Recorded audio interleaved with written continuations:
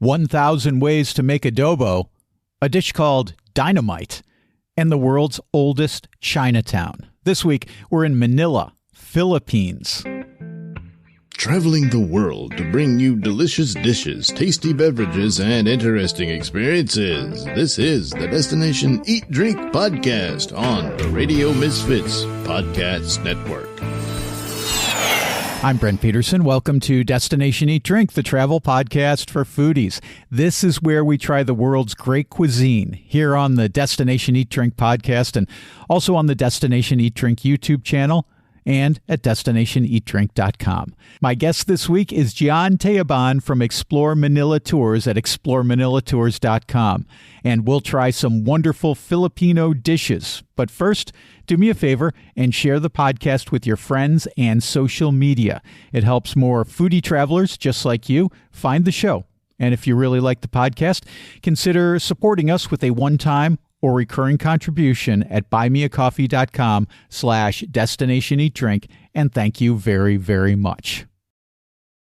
Jian Tayaban is the founder of Explore Manila Tours. He takes visitors all over his city to explore its neighborhoods and taste some terrific food. We talk about all kinds of Filipino cuisine, including pastelillas made from buffalo milk, a sweet whose name could get you in trouble, and why Spam is so popular in the Philippines. Jian also tells me why tofu isn't always vegan in the Philippines and how Filipino cuisine started to assert itself worldwide. Okay, I'm starving, so let's eat. Destination Eat Drink.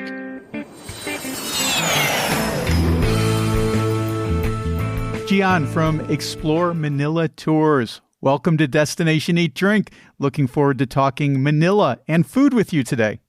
Hello, Brent. Yeah, great to be here.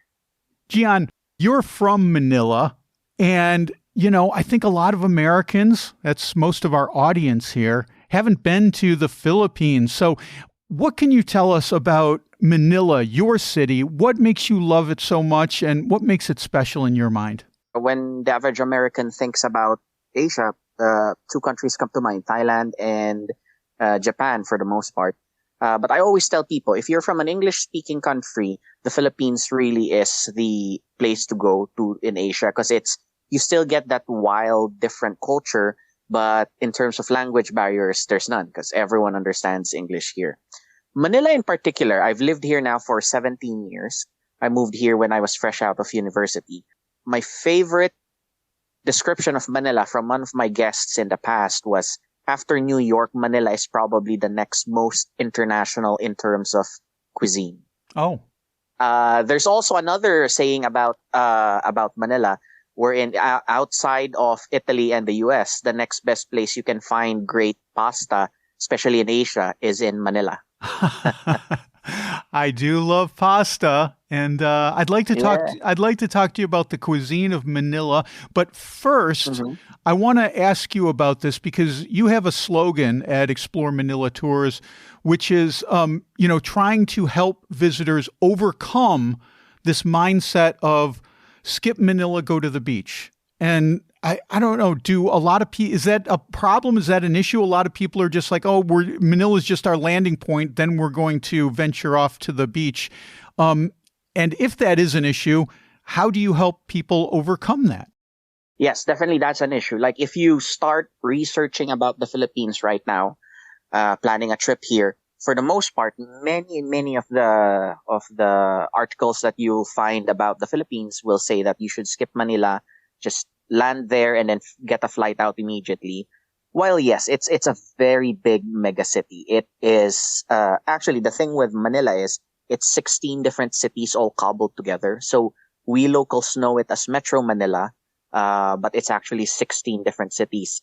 Of the 50 densest cities in the world, all 16 of those are within those top 50 densest cities. Oh, wow. So yes, traffic is bad. Yes. There's pollution and all that, but it's the center of a country. So a lot of the culture, a lot of the heritage, it's all within here. And one of the ways that we've started to change that mindset is by offering experiences here in the city, which hopefully makes people think twice about leaving Manila too early. Like spend maybe 2-3 days. Everything from all sorts of different food tours, like the oldest Chinatown in the world officially is in Manila. So we have a food tour there. We have what they call those street food tour in Manila as well, which is a great introduction so that when you're in the islands, you kind of get an idea already of what, like how to go about eating and ordering street food, in the various islands. Most recently, we just launched wherein you'll, get to have lunch at a local's home. I met this old couple. It's a grandma and grandpa, and they're just basically kids have flown the coop. The what they call that, the grandkids don't visit enough, right? Because they're busy with school and all that. So I told them, hey, you want to host random people for lunch? And they were like, oh yeah, that sounds so much fun. Because think about it, Brent, the best food comes from grandmas, right? Of course. Always the best from grandma. And they're like, yeah, we've got different grandkids visiting us every day now. So it's a win-win for everybody. Yeah. So it's activities like that. We've seen it within the last decade or so. More and more people are deciding to spend a couple days in Manila, get their bearings, learn a little bit about the history, the culture, and the food of the people. Well, I want to talk a little bit about the food and, and the culture as well. And you mentioned your street food tour. So let's start there, the street food tour, because I love street food. What do we expect when we go to Manila? What kinds of street food will we see there? Taking a cue from our exact menu, basically it's 18 different things. So the way we've curated it is we go to a non-touristic neighborhood. Like the moment we meet up there, look around, like it's no tourists are in the entire area. It's more like a collection of neighborhoods. We chose that particular neighborhood primarily because, like I said, there's no tourists there. So all the restaurants there, all the little street stalls, their main clientele are locals. So that's how you get a taste of local cuisine. Now, another way that we curated our street food experience is we chose, we jokingly say 1/3 is adventurous, 1/3 is just tasty, regular treats, and then the other third is just sweets. So the more adventurous part, you'll have some, let's say, offcuts, parts of animals that you normally would not eat in the West, like, let's say, pig ears, intestines, pig intestine, chicken intestine, all sorts of little goodies that the way we present it to you is they grill it on skewers, so they look like little kebabs of sorts. And then I won't tell you what it is until you've actually taken a bite.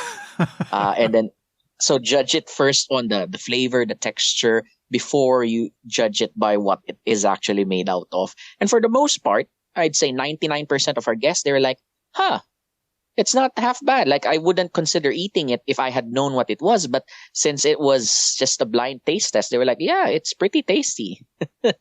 Nice.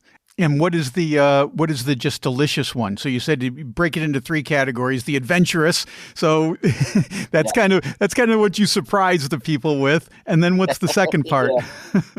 So the second part, we have everything from steamed dumplings. We have deep fried vegetable spring rolls. We have this very interesting dish known as kwek kwek, which is boiled quail eggs, deshelled and then covered in a light batter and then deep fried with a gravy.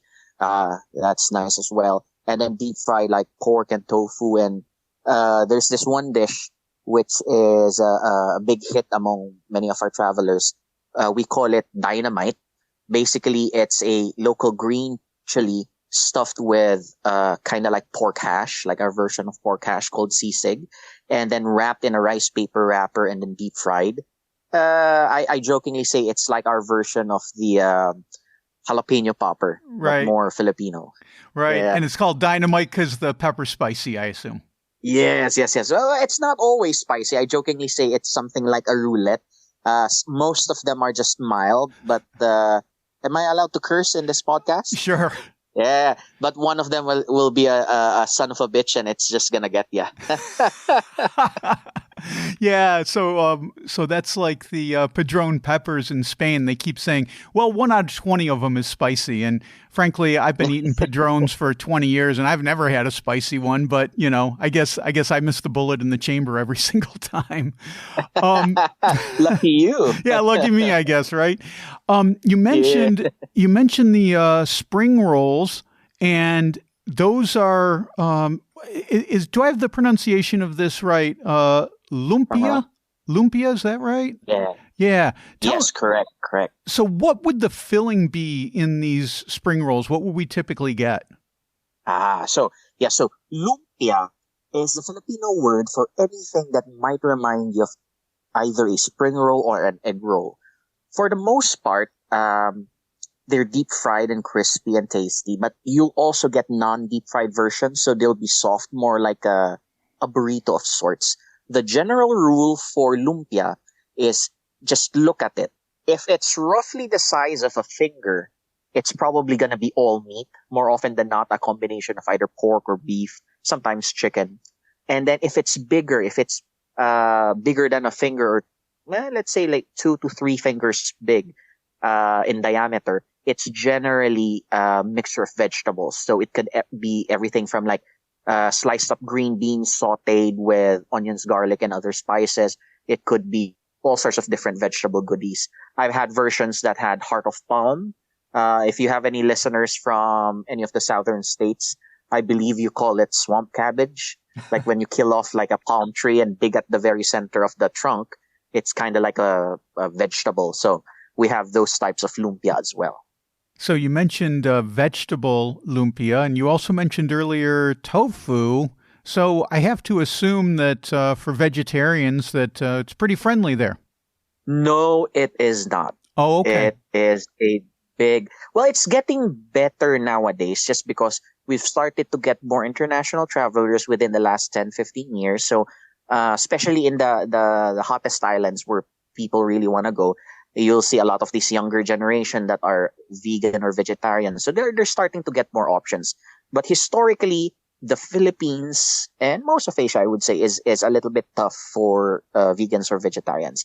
Now, funny that you mentioned tofu. So, I was scrolling in Reddit a couple months back, and I came upon this post, and this one guy was in the US, and it was like he was in a potluck, and he was asking if he was psycho, but the guy was Asian American, and he had brought in a tofu dish, and then there was a Muslim classmate that was asking, "Hey, is this halal?" And the Asian American said, "Oh, no, this has pork in it. You shouldn't eat it." And then they had another friend, who was basically classic American white vegan girl, freaked out because she had eaten the dish, and she started to get mad that tofu is supposed to be vegan. But the whole point of this entire story is, for Asia, tofu is not a vegan dish. Tofu is like hamburger helper. Oh. You put tofu with actual meat. It's an extender. So once in Asia, especially here in the Philippines, if you see a tofu dish, you should not assume that it's vegan or vegetarian. Good advice. Ask first.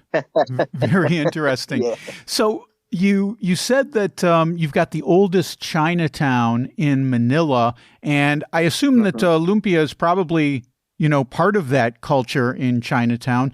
But you guys do a dim sum tour that's focused specifically on Chinatown. Tell me a little bit about that, because everyone loves dim sum.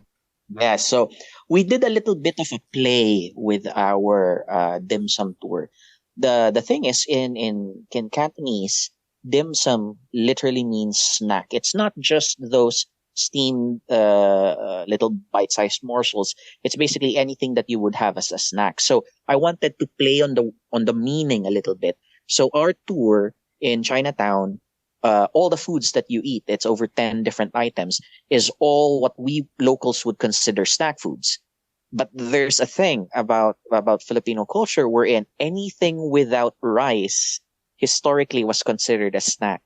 So a funny story I always share to my guests is, I remember because my mom would love to try out different recipes from all over the world. And there was this one time she would cook spaghetti and meatballs for dinner, and my dad would eat it with a side of rice. because he wouldn't consider it a meal without rice. Yeah, he would eat a pepperoni pizza with rice Oh my as goodness. well. Yeah. It's That- not as strict anymore. A lot of the younger generation definitely can get full with like pizza. For the Western mind, they'd be like, "Hey, this is already enough for a meal. Like, what's this? It's not a snack anymore, Gian."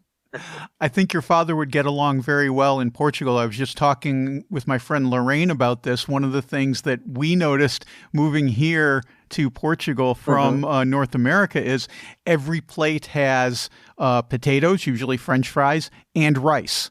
And in the US, you would never get both of those together because they're both considered starches, and you wouldn't want those together.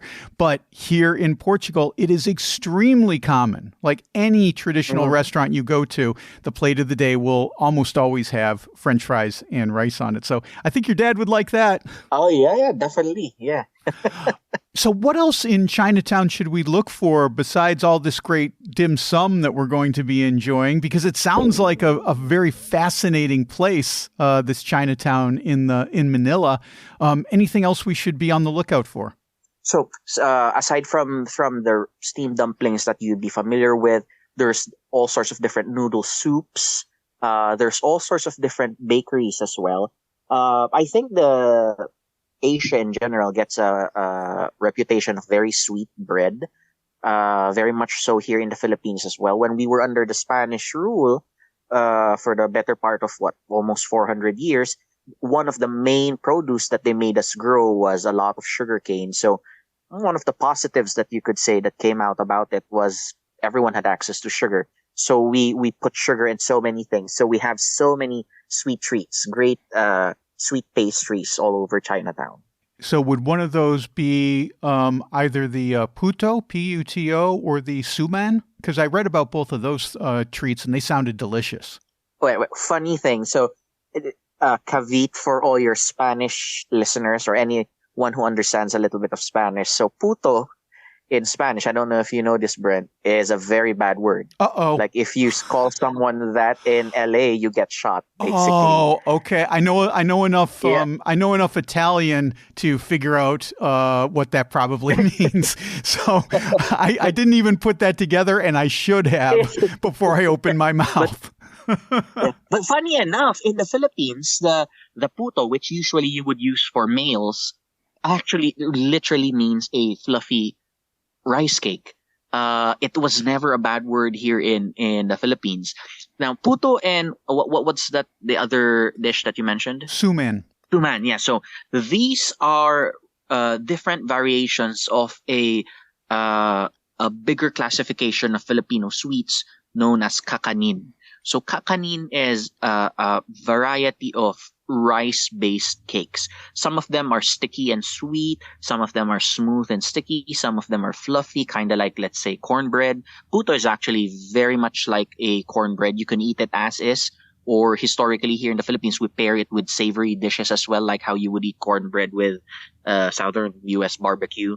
So, yeah, they're part of the kakanin classifications, and there's I dare say over 1,000 variations of kakanin from all the different islands of the Philippines. What's your favorite sweet? Maybe from Chinatown or maybe not? From Chinatown, they're really famous for hopia. Hopia, how do I begin to describe it? It's a very dense and chewy, sweet pastry, historically stuffed with sweetened mung bean. But it also comes in red bean. It also comes in ube, which is a purple sweet potato, which is the Philippines is slowly getting famous for, and all sorts of different things. I've had like a hopia that's I just remembered. It could be akin to like a nice brownie in terms of like texture in the mouth and all that. So that's my favorite in Chinatown. In the Philippines in general, it depends on the mood, I would say. I think the average Filipino would always say halo-halo, which is one of our most colorful and famous Filipino sweets. But personally, for me, pastillas is one of my hands down favorite Filipino sweets. So think of it kind of like cheese curds, but much, much more creamy. And the thing is, unfortunately, nowadays, you will see pastillas made from regular cow's milk, which is yucky, to put it bluntly. Okay. The version that I'm just absolutely enthralled with is made from buffalo milk. And there's a big difference between regular cow milk and buffalo milk because buffalo milk is higher in fat content. So it Yes. comes out creamy and delicious and tasty, while the cow milk version comes out kind of like a cheese dipped in sugar, which is, while still good, not as good as the creamy buffalo milk one. So definitely pastillas made from buffalo milk or carabao milk, as we call the water buffaloes here in the Philippines. Something people should keep an eye on. I would love to try that. That sounds divine. You mentioned the abe, and this is getting very popular in the last few years. I think social media has a lot to do with it Yep, because it's so colorful and vibrant on your screen because of that because of that purple color. And I've seen it. I've seen it made into different kinds of treats. The abe itself. It's a relative of ube. Sorry. Of the sweet potato, right? So one thing I've seen has been the ube ice cream, but how else is it prepared? Are there other ways that it's served? Historically, the most common way that it was prepared was known as ube halaya. Now, if I am remembering it correctly, it's halaya comes from a Spanish word that kind of means jam. So you would get the ube, you would cook it down with coconut milk and a ton of sugar and maybe a little bit of cow milk or buffalo milk, and you just make it as smooth as possible. Like the smoothest purple mashed potato you can imagine, but sweet and creamy. And you just put them, you either put them in jars or you shape them kinda into like a loaf, and people would just eat it as is, like a nice little, smooth, chewy snack. And that was historically how we would, eat it. Now, that was a very common treat, during the Christmas season. And generally, it was only prepared in the Christmas season because it was such a lot of work. Nowadays, just from that halaya, that jam-like consistency, you can put it in so many things. You could stuff it into croissants. You can mix it with ice cream mix. You can pipe it into all sorts of different pastries. You can mix it with like halo-halo and all sorts of different dishes. That's how you see ube used nowadays. It's especially within the last 10, 15 years, I've seen people get so creative with that base ube jam. It looks divine, and it's delicious too. So you got that bonus going for you. I did want to ask you about a specific dish because you've been talking about the Spanish influence quite a bit. As you said, they ruled Philippines for 400 years or so. But there's, I think it's a soup called arroz caldo, which is like a rice broth of some kind, which I'm not familiar with. So what can you tell me about that? Arroz caldo is basically kind of like a congee. If you've had a Chinese congee, that's basically what arroz caldo is. It's creamy. It's almost like a little bit more watery. What's that Italian rice dish? Risotto. It's like a little bit more watery risotto. Now, arroz caldo generally means it's with chicken, but there are other versions of it. It has a ginger in it. It has crispy fried garlic in it, and then you can have it with either chicken or beef entrails. Is one of my favorite. It's pretty tasty. I've had it in this one tiny little shack somewhere in the northern part of the Philippines, wherein they put corned beef in it. Which was pretty nice. But basically, it's a nice, homey comfort food. Your mom would usually make it during the rainy season because it would warm you up, and then it had ginger, so it would help you like fight back against the sniffles and the cough and colds and all that. Now, we've talked about the Chinese influence. We've talked about the Spanish influence. Of course, the United States was there. As you know, militarily during World War II. And as I talk to people around the world where the U.S. military was stationed during World War II, inevitably the idea of Spam comes up because the GIs they didn't care for Spam, and they give it to the locals, and the locals, like when we lived in Hawaii, the locals loved Spam. The native Hawaiians, they love Spam. So I'm wondering, specifically Spam, but anything else that maybe was a U.S. influence that came to the Philippines as far as cuisine goes. Well, Spam, absolutely, we love it. I mean, it's a bit pricey in terms of local price points.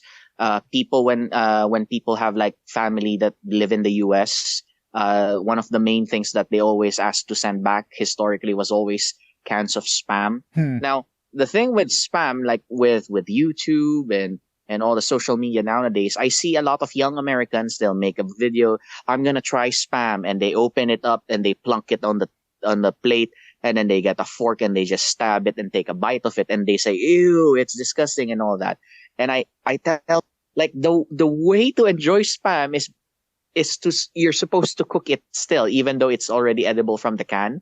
So kind of think of it like it's like a canned bacon. That's how I would always call Spam. You pan sear it a little bit, or maybe grill it sometimes, add a little bit of smoke flavor. Spam is absolutely a big favorite here in the Philippines.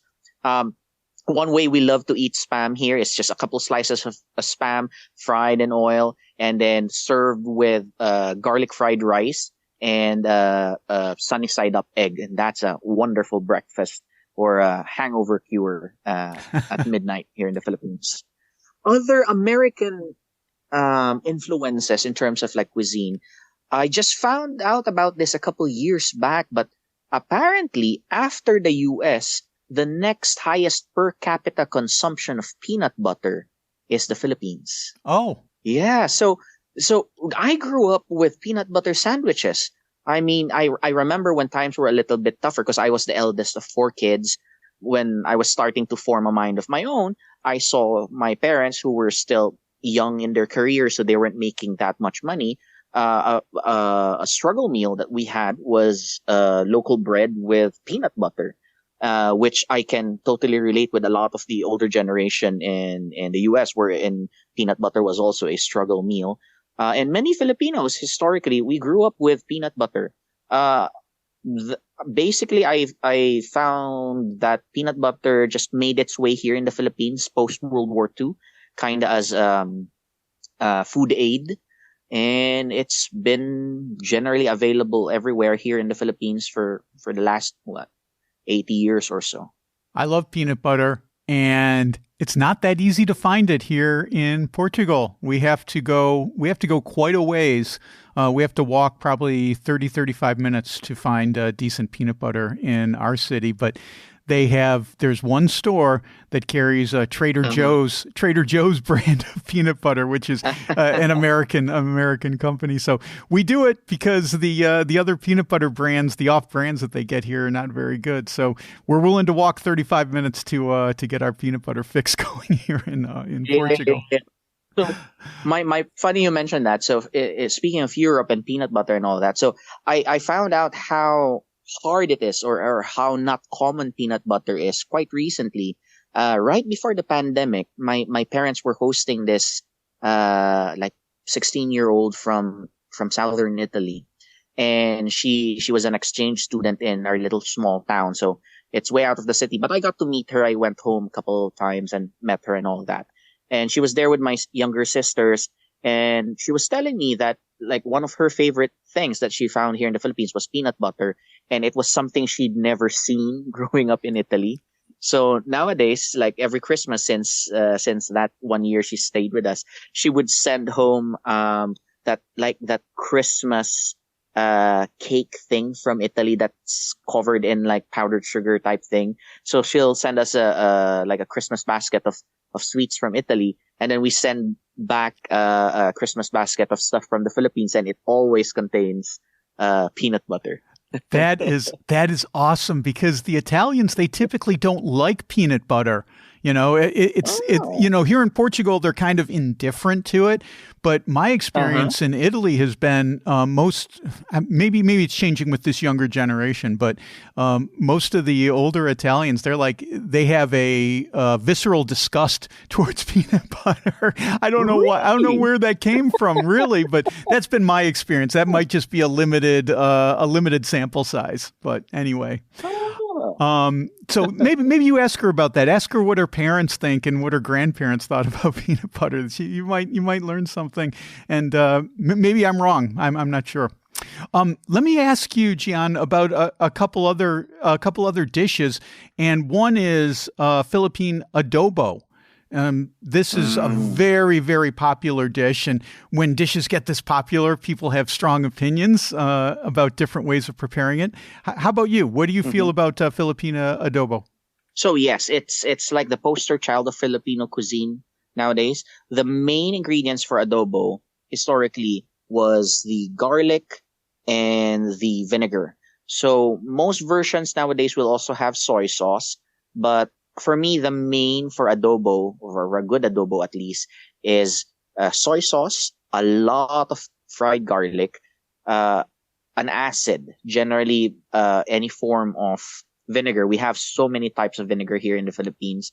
If there's a sweet fruit or sweet natural something, you can make vinegar out of it, or liquor, which we have a lot of as well, vinegars and liquors. Um, Bay leaf and black pepper. Those are and a sweetener. I like adobo with a sweet and savory combination. Now, the thing with adobo is I jokingly say there's over 1,000 variations of adobo just by changing a little bit of something from it. So, uh, just change the meat, for example, off the top of my head, pork adobo, beef adobo, chicken adobo. I've had tuna adobo. I've had just weird animal adobo. For the longest time, I've always told my friends and family that if I ever were to make a YouTube video, I have a YouTube channel. I'd make one that says "Will it adobo?" and I'd travel all over the world finding all the weird animals locally, like even in North America, elk, bison, squirrel, possum, like will it adobo, and it will probably will. That's the beauty of adobo. Whatever you can think of, you can cook it adobo style. And good news for our vegan and vegetarian friends, you can also adobo all sorts of different vegan options. Like tofu can be turned into adobo with no meat or animal products whatsoever. String bean adobo is a big favorite in many households here in the Philippines. Like the tougher type vegetables, you could very much turn them into adobo. Potato adobo is another version I've seen around in many places. So changing a component of adobo creates already a variation, but then you can experiment more. I've seen versions wherein they add a little bit of coconut milk, so it adds a creaminess. Personally, my way to do pork adobo is I will add chunks of pineapple. That's a lovely combination as well. Some of the southern islands here in the Philippines, they'll add a ton of chilies in their adobo. Some places they will use turmeric in their adobo, so it turns a little bit of different color, and the flavor profile gets enhanced a little bit. So yeah, I think the fact that adobo comes in so many forms, it can be reinterpreted in so many ways, is a great reflection of what the Philippines is, because we're made up of 7,000 plus islands, Brent. So there's probably an adobo for each island in the Philippines. I love this idea that you can eat all these different adobo, all these different ways, and never have the same adobo twice. Is anyone trying to do like a high level, like a haute cuisine type adobo? Leveled up Filipino cuisine, definitely. A lot of the younger generation chefs and restaurateurs, they're slowly starting to come about, especially here in the capital, in Manila. Off the top of my head, Gallery by Shell or Toyo Eatery. There's one that opened quite recently. I have yet to try them, but I just recently started seeing them making the rounds on social media. But yeah, definitely That's a thing with Filipino food. It's not known worldwide. I want to digress a little bit. So now, I would argue there's three major diasporas in the world: the Chinese, the Indians, and the Filipinos. Historically, within the last 300 years. Now, the Chinese and the Indians, we can't beat them in sheer numbers, but in terms of percentages, we're probably within the top because around 12% of our total population is somewhere else in the world. Like there's Filipinos everywhere. Like think what they call that healthcare, Filipino nurses everywhere in the world, right? I don't know if you know this little fun fact, like when you what they call that trivia competition one day. But did you know that almost half of all sailors in the world comes from the Philippines? No. So basically, take all cruise ships, oil tankers, and cargo ships on international water. Wow. 45% of their crew comes from the Philippines. Fascinating. Yeah, there's Filipinos everywhere in the world. One of the main things about Filipinos is we adapt really well to new cultures. So while the Indians and the Chinese still wanted to eat their native dishes, so they set up a lot of their restaurants. Filipinos, when they got to a new place and it's steak and potatoes, the Filipinos were like, all right, we're gonna eat steak and potatoes now. If it's pizza and pasta, all right, we're gonna do pizza and pasta now. So it's Filipino cuisine has been flying under the radar for such a long time. It's only within the last 10, maybe 20 years that Filipino restaurants are starting to pop up all over the world, considering that there's so many Filipinos all around the world. You know, that's such an interesting point, Jian, because last summer, a year ago, we were in Milan, Italy, and there's a huge Filipino population there. And they came in like the 1950s. And so I said, well, I'm going to look for a Filipino restaurant because I really want to try some Filipino food, something that I'm not super familiar with. And the fact of the matter was there weren't a lot. There were a lot of Filipinos who were working in kitchens, but I couldn't find them. Now, maybe, Milan's a big city and I didn't look everywhere, but I could not find a restaurant dedicated to Filipino cuisine other than fast food chicken places, which is not what I was looking for. So what you're saying about this adapting, this very much rings true to me from our trip to Milan in Italy last year. But yeah, hopefully now, culturally, we're experiencing a resurgence, pride with our cuisine, and slowly but surely through the internet, I'm starting to see that there's more and more Filipino-focused restaurants popping all over the world. Well, send some over to Portugal because I'd love to try it. The closest one I know, there's this little cafeteria type thing. Some YouTuber did it right before the pandemic, somewhere close to the Vatican. I know there's a Filipino cafeteria, and then the dish that he tried there was known as crispy pata. If ever you find yourself in the Vatican in Rome. Crispy pata is basically deep fried ham hocks. So crispy, crunchy, crackling on the outside, succulent, juicy pork in the inside. So definitely keep an eye out on that. Will do. They'll be on our next trip to Rome. So one of the things that you talked about at the beginning of our conversation, Jian, was the overcoming the skip Manila, go to the beach mindset. So hopefully during this conversation, we've convinced people to go to Manila, but when I make my trip to Manila, that's not going to be the only place that I go in the Philippines. I'm coming halfway around the world. I'm going to go to some other places. What do you recommend for folks to do after we've spent several days in Manila and after we've gone on the Explore Manila tours? The main thing about the Philippines really is we're known for our beaches. So, and one thing that I'll say about the ocean here in the Philippines is it's like when you're in the ocean, one of the major fears is sharks and stuff like that. Within the last 100 years, there's been less than 10 shark attacks everywhere in the Philippines. I think like the bigger sharks, like great whites and all that, I think the waters here are too warm. So generally they don't stay here. So we have a lot of pristine white sand beaches.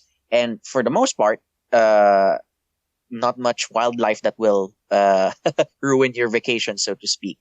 Some islands on the radar right now, El Nido and Coron are great. Coron, particularly if you dive, there's a lot of World War II era shipwrecks in the area.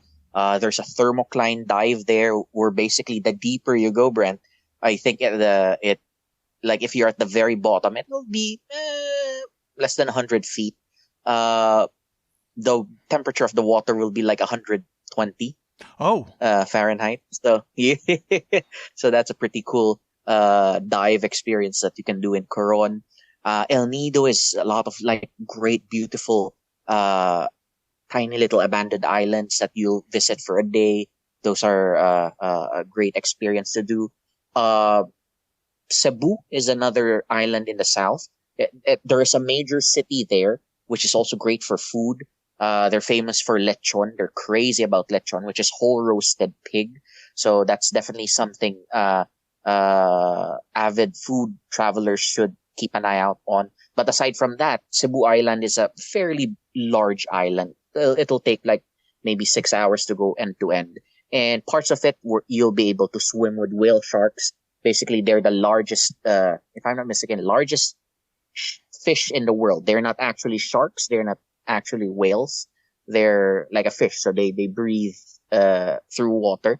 And like huge. They're the size of like 2 yellow school buses. So that's a fun experience there. Yeah. And then they're gentle giants. They eat krill, like tiny little like shrimp type things. So I actually saw a guy get swallowed one time and got spat out because their throat is so tiny it can't swallow a whole human. Oh my God. Yeah, that was another adventure altogether. You're not in danger of experiencing that if you do that in Cebu. Cebu is also famous for the canyoneering. Basically, you go through a river canyon and then it's just mostly like swimming and walking around in the river, and then you'll come upon an area and then you'll have to jump. It starts at like 5 feet and then 8 feet and then 10 feet. And then I think the highest is like 18-foot jumps into like pools of water. So that's a pretty fun day activity as well. Siargao, within the last 5 years has been very famous. The joke about Siargao is, be careful, if you visit Siargao because, you might never leave. I've had people who have done tours with me in the city and then they tell me, oh, I'm going to Siargao. And I'm like, okay, be careful. And then 6 months later, we catch up on WhatsApp and they're like, oh, I'm still here in Siargao, Jian. Living the beach life and all that. So it's a surfer's paradise, I would say. There's islands like Bohol for the chocolate hills. And like I said, Brent, there's over 7,000 islands in the Philippines. And one thing I've seen within the last 10 years in the travel industry is every few years or so, this new island becomes like the hot new island internationally. Like people start to learn about it and people start coming. And yeah, like you can have like party islands. You can have like abandoned, like Robinson Crusoe type island wherein it's just you and a couple of coconut trees and stuff like that. Yeah, there's so many different great islands to check out here in the Philippines. I think within the last 20 years, an island of the Philippines has always made it in the top 3 best beach destinations in the world. Well, Jian from Explore Manila Tours, thank you so much for sharing your insight into not only Manila, but the rest of the Philippines. And hopefully we've convinced folks to overcome the skip Manila, go to the beach mindset. Although sounds like you're very much in favor of going to the beach in addition to going to Manila. Yes. This has been a great conversation, really fascinating, really making me hungry for some Filipino food. Thank you so much for taking the time today. Well, it's been fun. Like I mentioned on our earlier talks, Brent, I'm really passionate about our culture and gives me a chance to showcase Filipino culture, and food particularly is something I'm always excited for. That's Jian from Explore Manila Tours. You can reach him at exploremanilatours.com to find out more about Manila and his tours. Well, that's it for this week. Next week, we are in Lisbon, talking with award-winning TV host and cookbook author Maria Lawton. She tells me about a secret recipe from a dark time, and we have a pastel de nata debate. Don't miss that. Until then, get over to destinationeatdrink.com. I've got foodie travel content of all kinds, and I'm constantly posting new stuff. This week, for example, I just posted a brand new foodie travel guide to the city of Bilbao in the Basque region. These foodie travel guides have everything, all the dishes you need to try, all the places you need to try them, and all the cool things to do. It's not just about food, it's about traveling to the place as well. And if you're planning a trip to the Basque region or northern Spain in general, this is something that you should see, and it's free. You can get it at destinationeatdrink.com. And just click on the Spain destinations to find Bilbao. I also just posted a new video that's on the website. Click on the video tab at destinationeatdrink.com. This one is about the Arrábida Nature Park in Portugal. This video was a blast to make. We explored a cave with a shrine to a saint in it, had a beer on a terrace right over the water, and I clung for dear life on a cliff hundreds of feet above the beach. And we saw wild boars on the beach, too. How about that? You can see all of that by clicking on that video tab at destinationeatdrink.com. And if that weren't enough, I also have a Substack page. I just posted a story about all the different kinds of coffee in Portugal, and there's a lot of them. If you're interested in that, you can read it at destinationeatdrink.substack.com.